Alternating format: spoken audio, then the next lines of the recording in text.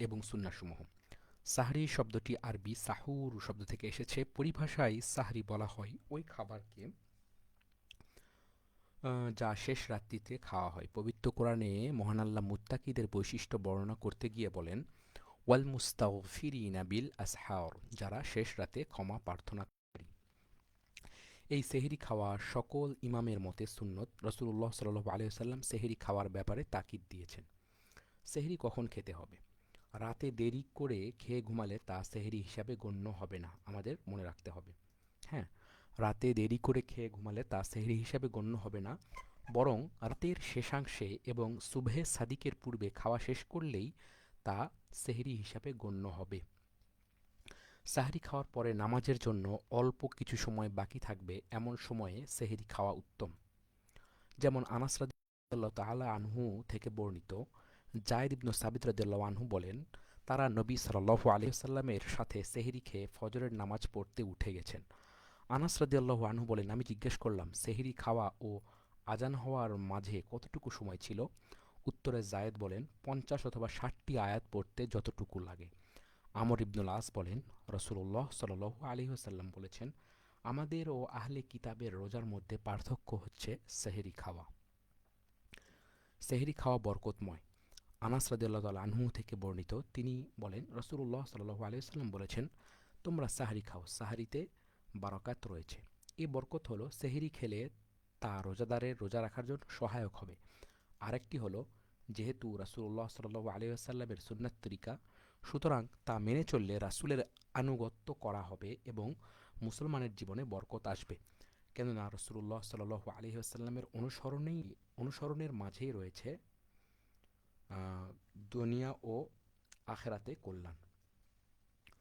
রাসূলুল্লাহ সাল্লাল্লাহু আলাইহি ওয়াসাল্লাম বলেছেন, রোজাদারদের জন্য সাহরি হলো একটি বরকতময় খাবার, তাই কখনো সাহরি বাদ দিও না। এক ঢোক পানি করে হলেও সাহরি খেয়ে নাও, কেননা সাহরির খাবার গ্রহণ করাকারীকে আল্লাহ তাআলা এবং তার ফেরেশতারা স্মরণ করে থাকেন। রাসূল সাল্লাল্লাহু আলাইহি ওয়াসাল্লাম আরও বলেন, মুমিনের সাহরিতে উত্তম খাবার হলো খেজুর। ইফতারি করার বিধান। রাসূলুল্লাহ সাল্লাল্লাহু আলাইহি ওয়াসাল্লাম বলেছেন, মানুষ যতদিন পর্যন্ত তাড়াতাড়ি ইফতার করবে ততদিন কল্যাণের মধ্যে থাকবে। তবে এ হাদিসের তাড়াতাড়ি বলতে এ কথা বোঝানো হয়নি যে সূর্য ডুবার আগেই ইফতারি করবে, বরং সূর্য অস্ত যাওয়ার সাথে সাথে বিলম্ব না করে ইফতার করবে। আরেক হাদিসে রাসূলুল্লাহ সাল্লাল্লাহু আলাইহি ওয়াসাল্লাম বলেন, যতদিন মানুষ তাড়াতাড়ি ইফতার করবে ততদিন দিন ইসলাম বিজয়ী থাকবে। কেননা ইহুদি ও নাসারাদের অভ্যাস হলো দেরিতে ইফতার করা। ইফতারের সময় দোয়া কবুল হয়। ইফতারের সময় না হলে খাওয়া যাবে না এবং আহ, আল্লাহ রাব্বুল আলামিন দেখছেন শুধুমাত্র এমন অনুভূতি থেকে একজন রোজাদার ইফতারি আহ, ইফতারি পেটে ক্ষুধা থাকা সত্ত্বেও খাবার সামনে নিয়ে বসে থাকে, অথচ তা মুখে দেয় না। একেই বলে তাকওয়া বা আল্লাহ ভীতি। আর এই তাকওয়ার কারণেই আল্লাহ ইফতারির পূর্ব মুহূর্তের দোয়া কবুল করেন। রাসূলুল্লাহ সাল্লাল্লাহু আলাইহি ওয়াসাল্লাম বলেন, তিন ব্যক্তির দোয়া অগ্রাহ্য করা হয় না, বরং কবুল করা হয়: পিতার দোয়া, রোজাদারের দোয়া এবং মুসাফিরের দোয়া। কোন তিন দোয়া? পিতার দোয়া, রোজাদারের দোয়া এবং মুসাফিরের দোয়া। বাইহাকির হাদিস। অপর ব্যক্তিকে ইফতার করানো, অপর আরেকজন রোজাদার ব্যক্তিকে ইফতার করানো, পরিবারের সবাই একসাথে বসে ইফতার করা ইত্যাদি রাসূলুল্লাহ সাল্লাল্লাহু আলাইহি ওয়াসাল্লামের সুন্নত। খালেদ ইবনে যায়েদ আল জুহানী রাদিয়াল্লাহু আনহু হতে বর্ণিত, নবী সাল্লাল্লাহু আলাইহি ওয়াসাল্লাম বলেছেন, যে ব্যক্তি কোনো রোজাদারকে ইফতার করাবে সে রোজাদারের সমপরিমাণ সওয়াব পাবে, আর রোজাদারের সওয়াব থেকে একটুও কমানো হবে না। সাহরিতে স্বাস্থ্যের পক্ষে ক্ষতিকর এমন খাবার খাওয়া যাবে না। সাহরিতে এমন কোনো খাবার খাওয়া যাবে না যা খেয়ে তার পরের দিন রোজা রাখতে কষ্টকর হতে পারে। রোজা রাখা সহায়ক হয় বা স্বাস্থ্যসম্মত এমন খাবার খেতে হবে। হাদিসে এসেছে, আনাস ইবনে মালিক রাদিয়াল্লাহু আনহু থেকে বর্ণিত আছে, তিনি বলেন, রাসূলুল্লাহ সাল্লাল্লাহু আলাইহি ওয়াসাল্লাম মাগরিবের নামাজ আদায়ের পূর্বেই কয়েকটা তাজা খেজুর দ্বারা ইফতার করতেন। তিনি তাজা খেজুর না পেলে কয়েকটা শুকনা খেজুর দ্বারা ইফতার করতেন, আর শুকনা খেজুরও না পেলে কয়েক ঢোক পানি পান করতেন। প্রায়োরিটি ছিল তাজা খেজুর, তারপরে শুকনো খেজুর, আর নয়তো পানি। বর্তমান চিকিৎসা বিজ্ঞানের ভাষায়, যদি কেউ খেজুর খেয়ে ইফতার করে পানি পান করে তাহলে তার স্বাস্থ্যের জন্য উপকারী। খেজুর খেয়ে ইফতারি করে যদি পানি পান করা হয় তবে তা উপকারী। ওকে। ইফতারের দোয়া। যাহাবা জমাউ মানে পিপাসা দূরীভূত হয়েছে, ধমনীসমূহ সতেজ হয়েছে এবং ইনশাআল্লাহ রোজার সওয়াব নিশ্চিত হয়েছে। হে আল্লাহ, আমি তোমার জন্যই রোজা রেখেছি এবং তোমার দেওয়া রিজিক দ্বারা ইফতার করলাম। অন্ধকার করে ইফতার না করা, রাসূল সাল্লাল্লাহু আলাইহি ওয়াসাল্লাম অন্ধকার করে ইফতারি করতেন না। তবে সফর অবস্থায় বা অন্য কোনো কারণে ইফতারি করার কিছু না থাকলে সুবিধা মতো ইফতার করতে পারবে। খেজুর পানি বা অন্য যে কোনো হালাল খাবার দিয়ে সে ইফতার করবে। ইফতার অর্থ এই নয় যে ভুরিভোজ করতে হবে বা খাবারের অনেক উপকরণ সংগ্রহ করে তারপর ইফতার করতে হবে, বরং হালকা খাবার দাবার দিয়ে ইফতারি করবে এবং সম্ভব হলে অন্যকে ইফতারি করাবে, তাহলে তার জন্য অনেক সওয়াব রয়েছে। সূর্য ডুবে গেছে মনে করে ইফতারি করে ফেললে করণীয়। আকাশ মেঘলা থাকায় সূর্য ডুবে গেছে মনে করে ইফতারি করে যদি দেখে সূর্য এখনও ডুবেনি, তাহলে কারো কারো মতে তার রোজা হয়ে যাবে এবং কাজা আদায় করতে হবে না। তবে ইমাম আবু হানিফার মতে এ অবস্থায় রোজা নষ্ট হয়ে যাবে এবং কাজা আদায় করতে হবে। রমজান মাসের অবশ্য পালনীয় কতিপয় বিষয়। খাঁটি ইমানের সাথে ইবাদত করা। হাদিসে এসেছে, আবু হুরায়রা রাদিয়াল্লাহু আনহু থেকে বর্ণনা করেন, আহ, তিনি বলেন, রাসূলুল্লাহ সাল্লাল্লাহু আলাইহি ওয়াসাল্লাম বলেছেন, যে ব্যক্তি রমজানের রাতে সওয়াবের আশায় রাত জেগে ইবাদত করে তার পূর্বের গুনাহ ক্ষমা করে দেওয়া হয়। রাত জেগে ইবাদত করতে হবে। আমরা তাহাজ্জুদ আদায়ের চেষ্টা করব ইনশাআল্লাহ।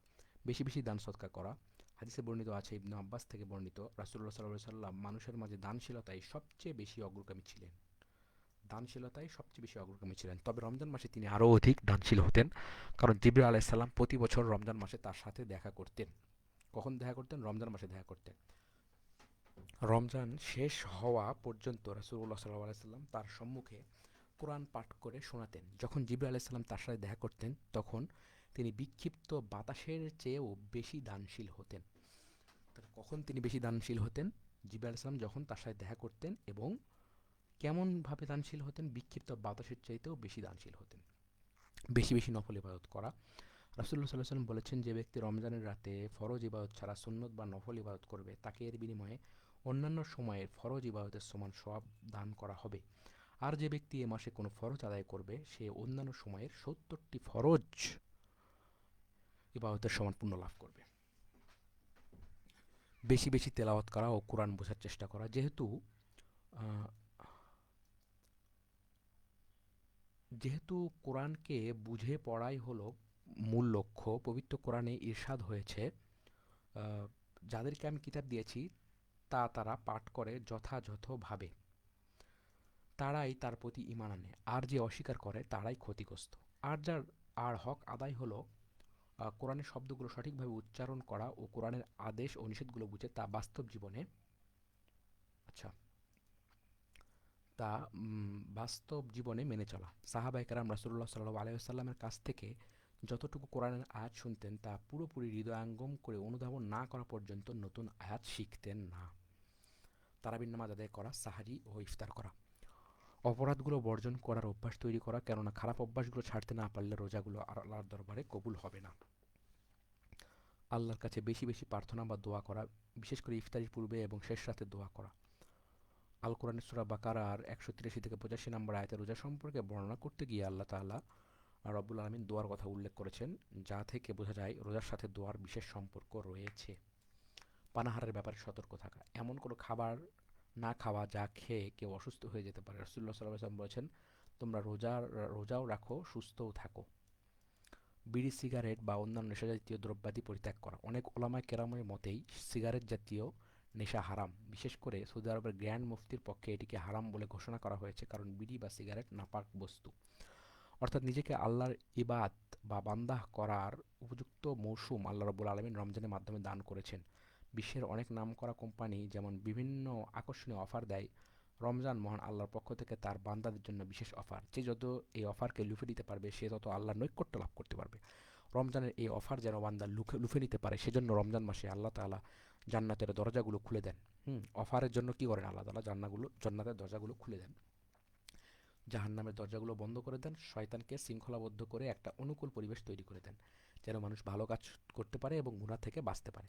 হাদিসে এসেছে, আবু হুরায়রা রাদিয়াল্লাহু আনহু থেকে বর্ণিত, নবী সাল্লাল্লাহু আলাইহি ওয়াসাল্লাম বলেছেন, এ মাসের প্রতি রাতে একজন ঘোষণাকারী এই বলে আহ্বান করতে থাকে, হে কল্যাণের অনুসন্ধানকারী, তুমি আরও অগ্রসর হও। হে অসৎ কাজের পথিক, তোমার অন্যায় পথে চলা বন্ধ করো। কল্যাণের অনুসন্ধানকারী, তুমি আরও অগ্রসর হও। হে অসৎ কাজের প্রতীক, তোমার অন্যায় পথে চলা বন্ধ করো। তুমি কি জানো এই মাসের প্রতি রাতে আল্লাহ তাআলা কত লোককে জাহান্নাম থেকে মুক্তি দিয়ে থাকেন? মহান আল্লাহ রাব্বুল আলামিন আমাদেরকে তৌফিক দান করুন, আমরা যেন এই মাসে কাজে লাগিয়ে আল্লাহর থেকে গুনাহ মাফ করিয়ে নিতে পারি। আমিন। তারাবি বা কিয়ামুল লাইল। তারাবির নামাজ প্রত্যেক নারী পুরুষের জন্য সুন্নাতে মুআক্কাদা। এই তারাবি শুরু হয়েছে রাসূলুল্লাহ সাল্লাল্লাহু আলাইহি সাল্লামের জামানায়। রাসূলুল্লাহ সাল্লাল্লাহু আলাইহি ওয়াসাল্লাম তার জীবনের শেষ দিকে তারাবির নামাজ আদায় করেছেন। রাসূলুল্লাহ সাল্লাল্লাহু আলাইহি সাল্লাম ৩ দিন জামাতে তারাবির নামাজ আদায় করেছেন। হাদিসে এসেছে, আয়েশা রাদিয়াল্লাহু আনহা বর্ণিত, তিনি বলেন, আল্লাহ রাসূল সাল্লাল্লাহু আলাইহি সাল্লাম গভীর রাতে বের হয়ে সালাত আদায় করেন। কিছু সংখ্যক পুরুষ তার পিছনে, আমি একটু মাউস সুবিধাজনক স্থানে নিয়ে যাই। কিছু সংখ্যক পুরুষ তার পিছনে সালাত আদায় করেন। সকালে লোকেরা এ সম্পর্কে আলোচনা করেন, ফলে লোকেরা অধিক সংখ্যায় সমবেত হন। তিনি সালাত আদায় করেন এবং লোকেরা তার সঙ্গে সালাত আদায় করেন। সকালে তারা এই বিষয়ে আলাপ আলোচনা করেন। তৃতীয় রাতে মসজিদে মুসল্লির সংখ্যা আরও বেড়ে যায়। এরপর রাসূলুল্লাহ সাল্লাল্লাহু আলাইহি ওয়াসাল্লাম বের হয়ে সালাত আদায় করেন এবং লোকেরা তার সাথে সালাত আদায় করেন। চতুর্থ রাতে মসজিদে মুসল্লির সংকুলান হলো না, কিন্তু তিনি রাতে আর বের না হয়ে ফজরের সালাতে বেরিয়ে আসলেন। আর সালাত শেষে লোকদের দিকে ফিরে প্রথমে তাওহীদ ও রিসালাতের সাক্ষ্য দেওয়ার পর বললেন, শোনো, তোমাদের গত রাতের অবস্থান আমার অজানা ছিল না, কিন্তু আমি এই সালাত তোমাদের উপর ফরজ হয়ে যাবার আশঙ্কা করছি, বিধায় বের হই নাই। কেননা তোমরা তা আদায় করায় অপারগ হয়ে পড়তে। আল্লাহ রাসূল সাল্লাল্লাহু আলাইহি সাল্লামের ওফাত হলো, আর ব্যাপারটি এভাবেই থেকে যায়। এরপর থেকে রাসূলুল্লাহ সাল্লাল্লাহু আলাইহি সাল্লাম ও এর এর সাহাবীরা সবাই একসাথে তারাবি আদায় না করে আলাদা আলাদা একাকী আদায় করতেন। এভাবে আবু বকর রাদিয়াল্লাহু আনহু এর খেলাফত পার হয়ে যায়। কিন্তু হযরত ওমর ফারুক রাদিয়াল্লাহু আনহুর আমলে তিনি দেখলেন লোকেরা বিক্ষিপ্তভাবে তারাবি আদায় করছে, আবার কোথাও কোথাও ২-৪ জন একত্রিত হয়ে তারাবি আদায় করছে, এবং কারো কারো কোরআন তেলাওয়াত শুদ্ধ নয়। এর ফলে ওমর রাদিয়াল্লাহু আনহু তার খেলাফতের দ্বিতীয় বছরে, মানে হিজরতের ১৪তম বছরে, হ্যাঁ, হিজরতের ১৪তম বছরে উবাই ইবনে কাব এর ইমামতিতে এক ইমামের পেছনে জামাতবদ্ধভাবে তারাবির নামাজ চালু করেন। এরপর থেকে এক ইমামের পেছনে জামাতবদ্ধভাবে তারাবির নামাজ চলে আসছে। তারাবিকে কেন তারাবি বলা হয়? তারাবিহ শব্দটি আরবি তারউইহাহ এর শব্দের বহুবচন। আরবি অভিধান অনুযায়ী যার অর্থ হলো আরাম করা। যেহেতু প্রত্যেক ৪ রাকাত শেষে বসে কিছুক্ষণ বিশ্রাম করা হয়, তাই এই নামাজের নামকরণ করা হয়েছে সালাতুত তারাবি। আর তারাবির নামাজ শুরুর দিকে যেহেতু দীর্ঘ সূরা তেলাওয়াত করা হতো, তাই একটু বিশ্রামের প্রয়োজন হতো।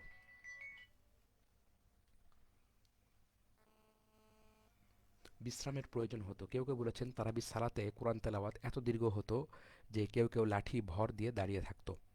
হ্যাঁ, আচ্ছা, তারাবির নামাজ কত রাকাত? তারাবির নামাজ অধিকাংশের মতে সুন্নাতে মুআক্কাদা এবং তা জামাতবদ্ধভাবে আদায় করা অধিকাংশের মতে সুন্নাহ। যেহেতু রাসূলুল্লাহ সাল্লাল্লাহু আলাইহি সাল্লাম স্বয়ং জামাতের সাথে তারাবি পড়েছেন এবং ওমর ফারুক রাদিয়াল্লাহু আনহু জামাতবদ্ধ তারাবি চালু করেছেন, তাই এটি একটি সুন্নাহ। এছাড়া রাসূল সাল্লাল্লাহু আলাইহি ওয়াসাল্লাম বলেছেন, তোমরা আমার সুন্নত ও সুপথপ্রাপ্ত খোলাফায়ে রাশিদিনের রীতিকে আঁকড়ে ধরবে এবং দাঁত দিয়ে তা মজবুত করে ধরে থাকবে। যেহেতু ওমর ফারুক রাদিয়াল্লাহু আনহু রাসূল সাল্লাল্লাহু আলাইহি সাল্লামের পরবর্তী খুলাফায়ে রাশিদিনের অন্যতম এবং তিনি জামাতে তারাবির নামাজ চালু করেছেন, এটি একটি সুন্নাহ হিসেবে তখন থেকে পালিত হয়ে আসছে। প্রসিদ্ধ ইমামের মতে তারাবির নামাজ ২০ রাকাত এবং বেতের ৩ রাকাত, মোট ২৩ রাকাত, যা বাংলাদেশ সহ পৃথিবীর অনেক দেশেই পড়া হয়। ৮ রাকাত তারাবি পড়া যাবে কিনা? প্রসিদ্ধ সব কিতাবের বর্ণনা অনুযায়ী হযরত ওমর ফারুক রাদিয়াল্লাহু আনহু যখন জামাতবদ্ধ তারাবি চালু করেন তখন ২০ রাকাত এবং বেতের নামাজ ছিল ৩ রাকাত। ইমাম তিরমিজির মতে হযরত ওমর রাদিয়াল্লাহু আনহুর সময় থেকেই ২০ রাকাত চালু হয়েছে। ইমাম নববীর বর্ণনা মতে ওমর রাদিয়াল্লাহু আনহুর সময় ২০ রাকাত চালু হয়েছে, যা এখনো বহাল আছে। এছাড়া আরেক হাদিসে এসেছে, হযরত আব্দুল্লাহ ইবনে আব্বাস থেকে বর্ণিত, রাসূলুল্লাহ সাল্লাল্লাহু আলাইহি ওয়াসাল্লাম রমজানে ২০ রাকাত তারাবি এবং বিতির পড়তেন। সৌদি আরবের গ্র্যান্ড মুফতি কমিটির সর্বসম্মত সিদ্ধান্ত হলো, যেহেতু কোনো কোনো রাতে ২০ রাকাত তারাবি পড়ার প্রমাণ রয়েছে, অতএব ২০ রাকাত তারাবির নামাজ পড়াই উত্তম। সুতরাং তারাবির নামাজ যে ২০ রাকাত, এ ব্যাপারে অধিকাংশ মুহাদ্দিস ও ইমামগণ একমত। তবে ইমাম মালিকের আরেকটি মত আছে যে তারাবির নামাজ ৩৬ রাকাত ও বেতের ৩ রাকাত, মোট ৩৯ রাকাত। তার যুক্তি হলো, মক্কাতে প্রতি ৪ রাকাত তারাবি আদায়ের পর মুসল্লিগণ তাওয়াফ করতেন এবং তাওয়াফ করে আবার ৪ রাকাত তারাবির নামাজ পড়তেন। ইমাম মালিক মনে করেন, মদিনাবাসী যেন মক্কাবাসী থেকে সওয়াব কম না পায়, সেজন্য মক্কাবাসীরা ৪ রাকাত তারাবি পড়ার পর যে তাওয়াফ করত, তার পরিবর্তে ৪ রাকাত যোগ করলেন। সেক্ষেত্রে প্রতি তাওয়াফের জায়গায় ৪ রাকাত নামাজ স্থলাভিষিক্ত করেন। মক্কায় যেহেতু ২০ রাকাত তারাবি আদায় করা হতো এবং ২০ রাকাতের মাঝে মোট ৪ বার তাওয়াফ করা হতো, এই ৪ তাওয়াফের জায়গায় ৪ রাকাত যোগ করলে মোট দাঁড়ায় ১৬ রাকাত। তিনি 20 রাকাত তারাবির সাথে এই 16 রাকাত অতিরিক্ত যোগ করে মোট তারাবির নামাজের সংখ্যা দাঁড়ায় 36 রাকাত। মক্কায় তারাবির নামাজে প্রতি 4 রাকাতে বিশ্রাম করত এবং 5টি বৈঠক হতো। হুম মানে এই হিসাব যদি আমরা করি তাহলে 4 রাকাতে এক সালামে হতো সম্ভবত। তাহলে 5টি বৈঠক হচ্ছে। 4 রাকাত পরপর বিশ্রাম হতো, মানে আমরা যেমন 2 রাকাত করে পড়ি সম্ভবত এভাবে ছিল না। তো মক্কাবাসীরা যদি 8 রাকাত নামাজই পড়তো তবে 5টি বৈঠক হওয়া কোনোভাবেই সম্ভব ছিল না। আবার প্রতি 4 রাকাত পরপর তারা যে তাওয়াফ করতো তাও স্পষ্ট, মানে আখেরি বৈঠক একটাই হতো। সুতরাং মক্কাবাসীরা যে 20 রাকাত তারাবির নামাজ আদায় করতো তাতে কোনো সন্দেহ নেই। এজন্য অধিকাংশ ইমাম ও মুজতাহিদিন তারাবির নামাজ 20 রাকাত হওয়ার পক্ষেই মত দিয়েছেন। ইমাম ইবনে তাইমিয়াও 20 রাকাত নামাজ তারাবির কথা বলেছেন। সৌদি আরবের প্রয়াত জ্ঞান মুফতির মতে তারাবির নামাজ 8 রাকাত বা 20 রাকাতকে সীমাবদ্ধ না করে এটা উন্মুক্ত করে দেওয়া উচিত, অর্থাৎ সাধ্যমতো যে যত রাকাত পড়তে পারে। সহিহ বুখারীর বর্ণনায় পাওয়া যায়, ইবনে উমর রাদিয়াল্লাহু আনহু থেকে বর্ণিত, নবী সাল্লাল্লাহু আলাইহি সাল্লামের নিকট রাতের সালাত সম্পর্কে জিজ্ঞেস করল। রাসূলুল্লাহ সাল্লাল্লাহু আলাইহি ওয়াসাল্লাম বললেন, রাতের সালাত দু রাকাত করে। আর তোমাদের মধ্যে কেউ যদি ফজর হওয়ার আশঙ্কা করে সে যেন 1 রাকাত মিলিয়ে আদায় করে নেয়। আর যে সে যে সালাত আদায় করলো তা তার জন্য বিতের হয়ে যাবে। এ থেকে বোঝা যায় যে রাসূলুল্লাহ সাল্লাল্লাহু আলাইহি ওয়াসাল্লাম রাতের নামাজে কোনো নির্দিষ্ট সংখ্যা বলে দেননি, বরং 2 রাকাত করে যত ইচ্ছা আদায় করবে। যারা তারাবির নামাজ 8 রাকাতের সংখ্যা বলেছেন তারা একটি হাদিসকে দলিল হিসেবে ব্যবহার করেছেন। হাদিসটি এমন, আবু সালামা ইবনে আব্দুর রহমান আয়েশা রাদিয়াল্লাহু আনহাকে প্রশ্ন করেছিলেন রমজানে রাসূলুল্লাহ সাল্লাল্লাহু আলাইহি ওয়াসাল্লামের সালাত কেমন ছিল। তিনি বলেন, রাসূলুল্লাহ সাল্লাল্লাহু আলাইহি ওয়াসাল্লাম রমজানে বা রমজানের বাইরে 11 রাকাতের বেশি আদায় করতেন না। তিনি 4 রাকাত সালাত আদায় করতেন। এর সৌন্দর্য ও দৈর্ঘ্য সম্পর্কে প্রশ্ন করতেন না, তাই এতই সুন্দর ও দীর্ঘ হতো। এরপর তিনি 4 রাকাত সালাত আদায় করতেন, এর সৌন্দর্য সম্পর্কে প্রশ্ন করবেন না, এতই সুন্দর ও দীর্ঘ হতো। এরপর তিনি 3 রাকাত সালাত আদায় করতেন। আমি বললাম, ইয়া রাসূলুল্লাহ, আপনি কি বেতের পড়ার আগে ঘুমিয়ে যাবেন? তিনি বললেন, হে আয়েশা, আমার চোখ দুটি ঘুমালেও অন্তর ঘুমায় না। এই হাদিসের বক্তব্য হলো রাসূল সাল্লাল্লাহু আলাইহি ওয়াসাল্লাম 8 রাকাত তারাবি ও 3 রাকাত বেতের মোট 11 রাকাত নামাজ আদায় করতেন রমজান মাসের রাতে। কিন্তু রাসূলুল্লাহ সাল্লাল্লাহু আলাইহি ওয়াসাল্লাম 10 রাকাত করে 1 রাকাত বেতের আদায় করেছেন এমন প্রমাণও রয়েছে। তাহলে তারাবি 8 রাকাত হতে পারে না। কেন পারে না? 10 রাকাত করে আদায় করার পরে 1 রাকাত বেতের করেছেন এজন্য। এছাড়া রাসূল সাল্লাল্লাহু আলাইহি ওয়াসাল্লাম বেতের সহ 5 রাকাত আদায় করেছেন, আবার কখনো 13 রাকাতও করেছেন। তাহলে কত করেছেন? 10, 1, 11 বেতের সহ, হ্যাঁ, তাহলে মোটে 11 এখানে। আবার কি বেতের সহ 5 রাকাত মানে কি মোটে 5, আবার কখনো 13, মোটে 13। মোটে 11, মোটে 5, মোটে 13। তাহাজ্জুদ নামাজ ও তারাবির নামাজ এক জিনিস নয়। তারাবির নামাজ 8 রাকাত হওয়ার ব্যাপারে যে মত আছে তা বেশি দিনের না। মনে রাখতে হবে, তা বেশি দিনের না কিন্তু। এই মতটা কিন্তু বেশি দিনের না, তৈরি করা মত। আরেকটি বর্ণনা মতে কেউ যদি তারাবির নামাজ 8 রাকাত আদায় করতে চায় তাহলে তাকে 20 রাকাত আদায় করতে যে সময় লাগে অনুরূপ সময় নিয়ে লম্বা কিরাত পড়ে অনেক সময় ধরে রুকু সেজদার মাধ্যমে আদায় করতে হবে। মানে যদি কেউ 8 রাকাত আদায় করতে চায় তাহলে 20 রাকাত আদায় করতে যেমন সময় লাগে তেমন সময় দিয়ে করতে হবে। আর 20 রাকাত আদায় করে তাহলে কিরাত ও রুকু সেজদা তুলনামূলক খাটো করে আদায় করবে। ইমাম তাইমিয়া এই মতকে সমর্থন করছেন। কেউ 12 রাকাত আদায় করতে চায় তাও করতে পারে, সেক্ষেত্রে লম্বা কেরাত ও রুকু সেজদা আদায় করবে। তবে 20 রাকাতের পক্ষে নির্ভরযোগ্য সবচেয়ে বেশি মত রয়েছে, এতে কোনো সন্দেহ নেই। আচ্ছা, আর রাসূলুল্লাহ সাল্লাল্লাহু আলাইহি ওয়াসাল্লাম যে 3 দিন তারাবি আদায় করেছেন এবং 4 রাকাত আদায় করেছেন তাতে কিরাত অনেক লম্বা ছিল এবং রুকু সেজদা অনেক দীর্ঘ ছিল। এছাড়া মক্কা মদিনার ওলামা সূত্র অনুযায়ী মক্কা ও মদিনাতে যেদিন থেকে 20 রাকাত তারাবির নামাজ চালু হয়েছে সেদিন থেকে অদ্যাবধি 20 রাকাত তারাবি চালু আছে। তবে একটি বিষয় মনে রাখা দরকার, তারাবির নামাজ সুন্নত। সুতরাং এই বিষয়ে নামাজের সংখ্যা নিয়ে বিতর্ক না করাই উত্তম। মসজিদ ভাগ করে ফেলারও দরকার নেই, উম্মার মধ্যে বিভাজনও তৈরি দরকার নেই, বরং হারাম। হ্যাঁ, রফে আদান নিয়ে বিতর্ক করতে দেখা যাচ্ছে, অথচ এটা একটা সুন্নত। নামাজে হাত কোথায় বাঁধবে, আমিন জোরে বলবে না আস্তে বলবে, এগুলো নিয়ে বিতর্ক করা উচিত নয়, কারণ এগুলো সুন্নত। এগুলো কেন্দ্র করে অনেক মসজিদ ভাগ হয়ে যাচ্ছে, যার ফলে উম্মার বিভাজন তৈরি হচ্ছে, যা কোনোভাবেই জায়েজ নেই। কেউ 8 রাকাত পড়তে চাইলে তাকে 8 রাকাতই পড়তে দিন, 20 রাকাত পড়লে 20 রাকাতই পড়ুন, ঝগড়া করার দরকার নেই। 20 রাকাত পড়ছে আমরা, ঝগড়া করার দরকার নেই। যে মসজিদে 20 রাকাত আদায় করা হয় সেখানে 8 রাকাত পড়তে বাধ্য করা যাবে না তাদেরকে। একইভাবে যে মসজিদে 8 রাকাত আদায় করা হয় সেখানে 20 রাকাত পড়তে বাধ্য করা যাবে না তাদেরকে। তাহাজ্জুদ নামাজ, রাসূল সাল্লাম অর্ধ রজনী পার হলে তাহাজ্জুদ নামাজে দাঁড়িয়েছিলেন। অর্ধ রজনী, খুব ভালো মতো মনে রাখতো, অর্ধ রজনী। সূরা মুজাম্মিলে আল্লাহ তাআলা বলেছেন, রাতের নামাজে দাঁড়াও, তবে রাতের কিছু অংশ বাদে, রাতের অর্ধেক কিংবা তার চেয়ে কিছুটা কম। সুতরাং অর্ধ রজনী থেকে শুরু করে কিংবা তারও পরে সুবহে সাদিকের পূর্বে তাহাজ্জুদের নামাজ পড়ার নিয়ম। তবে সময় যদি না থাকে তাহলে 2 রাকাত পড়ে বেতের পড়বে। সময় থাকলে 4 রাকাতের পর বা 8 রাকাতের পর বেতের 3 রাকাত আদায় করবে। 4 রাকাত অথবা 8 রাকাতের পর বেতের 3 রাকাত আদায় করে নেবে। বেতের নামাজ, বেতের অর্থ হলো বেজোড়। আবু হুরায়রা রাসূলুল্লাহ সাল্লাল্লাহু আলাইহি ওয়াসাল্লামকে ইঙ্গিত করে, মানে রাসূল সাল্লাল্লাহু আবু হুরায়রাকে ইঙ্গিত করে বলেছেন, আমার বন্ধু আমাকে কয়েকটি ব্যাপারে উপদেশ দিয়েছেন। প্রত্যেক মাসে 3 দিন রোজা, চারটে সালাত, হ্যাঁ, এই নামাজ 2 রাকাত, 4 রাকাত বা 8 রাকাত পড়া যায়। রাসূল সাল্লাল্লাহু আলাইহি ওয়াসাল্লাম অষ্টম হিজরিতে যখন বিজয় বেশে মক্কায় প্রবেশ করেন, তখন আগে সব মূর্তিগুলো ভেঙে ফেলেন। তারপরে বাইতুল্লাহ পরিষ্কার পরিচ্ছন্ন করে 8 রাকাত নামাজ আদায় করেন মক্কা বিজয়ের দিন। বুঝতে হবে, ঘুমানোর আগে বেতেরের নামাজ। কেন রাসূলুল্লাহ সাল্লাল্লাহু আলাইহি ওয়াসাল্লাম বলেছেন, যে আশঙ্কা করে যে শেষ রাতে উঠে বেতের নামাজ আদায় করতে পারবে না, সে যেন ঘুমানোর আগে বেতের নামাজ আদায় করে। আর যে আশা রাখবে যে শেষ রাতে উঠতে পারবে, সে শেষ রাতে বেতের নামাজ আদায় করবে। আর রাসূল সাল্লাল্লাহু আলাইহি ওয়াসাল্লাম বেতেরের নামাজে 1 রাকাত 3 রাকাত উভয়ই আদায় করেছেন। 1 রাকাত আদায় করলে প্রথম রাকাতে সাব্বিহ ইসমা রাব্বিকাল আলা, দ্বিতীয় রাকাতে কুল ইয়া আইয়ুহাল কাফিরুন, আর তৃতীয় রাকাতে সূরা ইখলাস পড়েছেন। তার 3 রাকাত আদায় করলে সুন্নত কি? সাব্বিহ ইসমা রাব্বিকাল আলা, কুল ইয়া আইয়ুহাল কাফিরুন এবং তৃতীয় রাকাতে সূরা ইখলাস পড়া।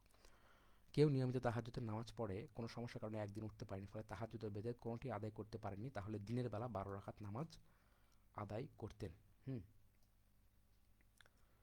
আচ্ছা, আবু দাউদ শরীফ হাদিসে যদি কেউ বেতের আদায় করতে ভুলে যায়, তাহলে ফজরের নামাজের পূর্বে বেতের নামাজ আদায় করে নিতে পারবে। হ্যাঁ, আবু দাউদ শরীফের এটি হাদিসে আছে। তবে সর্বসম্মতিক্রমে শেষ রাতে তাহাজ্জুদ ও বেতের উভয়টি আদায় করা উত্তম, কেননা আল্লাহ প্রতিদিন শেষ রাতে প্রথম আসমানে অবতীর্ণ হন এবং বান্দার গুনাহ ক্ষমা করে দেন। আল্লাহ আমাদের সবাইকে বোঝার তৌফিক দান করুন। আমিন।